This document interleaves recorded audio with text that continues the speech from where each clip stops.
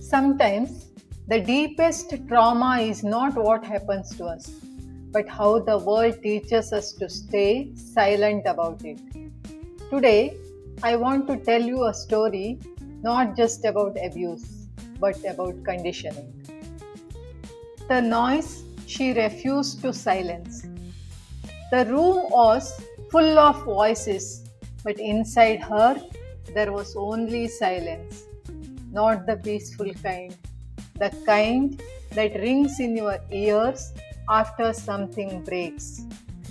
Arohi sat on the edge of her bed, fingers tightly clasped, nails digging into her own skin as if pain from outside could quiet the storm within.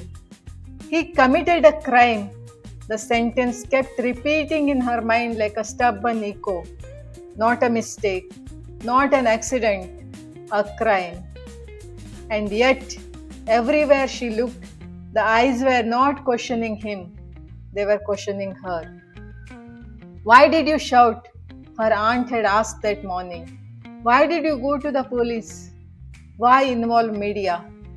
Do you know what people are saying? Each question was not concern, it was accusation dressed as worry. Arohi remembered the night clearly, not in images, but in fragments. The force, the disbelief, the shock more than the pain. She had fought, she had screamed, she had survived, and then she had spoken. That was her biggest crime. Now, the house, once familiar, felt like a courtroom. Her father avoided looking at her. Her mother cried quietly, not for her suffering, but for the family reputation. Beta, her uncle said softly, as if he were being kind. You should have handled this quietly. These things, they destroy families. Her heart pounded. These things? Was her dignity a thing? Was violence just an inconvenience? He did wrong, she finally said, her voice trembling but firm. He forced himself on me. He committed a crime. The room fell silent. Then came the sentence that pierced deeper than any memory. But why make it public? That night, sleep did not come. Her thoughts marched like restless soldiers. He does not love me. He does not respect me. He did not even see me as a human being. To him, she was just a body, just a moment of pleasure, just silence he expected. And now the same man was being discussed as her future husband.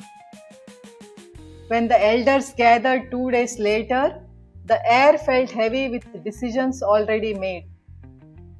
For the sake of honor, one of them declared, the best solution is marriage. Marriage, to him. The words did not enter her ears at first. They collided with her mind like a storm. She stared at them. He abused me, she whispered, and now you want me to marry him? It will settle everything, someone replied calmly. Society will stop talking. Her breath grew uneven.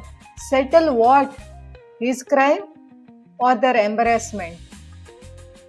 Another thought rose, darker, sharper. If he could do this to me, how many others? How many girls stayed silent? How many will suffer if no one stops him? Her stomach twisted. He wasn't remorseful. He wasn't afraid. He wasn't even ashamed. He laughed during the discussions, spoke casually, as if nothing had happened, as if she were already his possession. The wedding date was fixed, without her consent, without her healing, without her justice.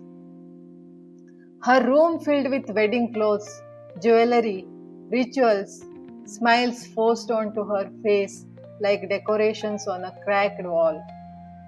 Relatives said, time will heal, you will adjust. A husband is a husband. But her mind screamed, He violated me. How can he become my protector? How can a crime become a relationship? Every mirror in the house began to feel like an accusation. She looked at her reflection one evening and thought, am I wrong for speaking, for fighting, for wanting dignity over silence? Tears rolled down quietly, not because she was weak, but because she was alone. Except she wasn't. On the night before the wedding, her phone buzzed softly. It was Meera, her friend, the only one who never asked, why did you speak? Instead, she asked, how are you breathing through this? I can't marry him, Arohi whispered on the call, her voice breaking for the first time. Then don't, Meera replied simply. The simplicity shocked her. Where will I go? What will people say? What about my family? A pause. Then Meera said gently, what about you? That question stayed with her till dawn. Not society, not reputation, not rituals. What about me? The girl who studied, who believed in justice, who had courage to speak when silence was easier. Was she now expected to surrender her entire life to protect the image of others? The wedding morning arrived. The house was busy, loud, decorated. Inside her, clarity had finally replaced confusion. She stood before the mirror one last time. I am not his punishment, she whispered to herself, and I am not his compensation. Her hands stopped trembling. For the first time since the incident, her mind felt steady. He does not love me. He does not respect me. He only wanted control. And if she married him, that crime would not end. It would become permanent.